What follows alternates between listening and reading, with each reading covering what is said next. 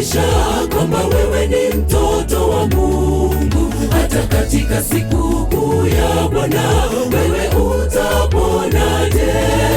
Kama kamba nyekundu ilivyookoa na damu juu ya mlango usiku ule, vivyo hivyo wahitaji ishara ndugu, ikutambulishayo kama mwana wa Mungu. Na umkiri Yesu kama Mwokozi wa maisha yako rafiki. Fanya urafiki naye Bwana Yesu, enenda katika njia zake siku zote. Ni katika utajazwa Roho Mtakatifu atakaye kutambuliza kwa watu, atakuongoza katika njia ya haki. Wengi watamwona Mungu kwako.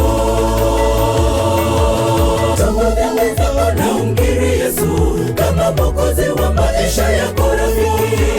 Fanya urafiki naye Bwana Yesu, enenda katika njia zake siku zote. Ni katika utajazwa Roho Mtakatifu atakaye kutambuliza kwa watu, atakuongoza katika njia ya haki. Wengi watamwona Mungu kwako.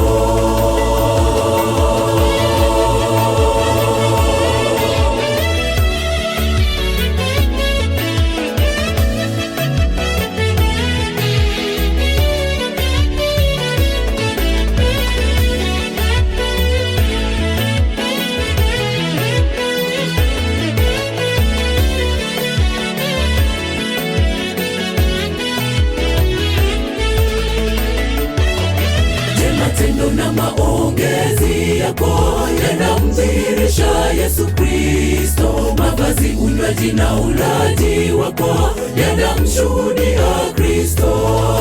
Je, wafanya kila jambo kwa utukufu wake Mungu katika maisha yako? Je, wanaokuzunguka wanatambua kwamba wewe ni mwana wa Mungu? Na umkiri Yesu kama Mwokozi wa maisha yako rafiki. Fanya urafiki naye Bwana Yesu, enenda katika njia zake siku zote.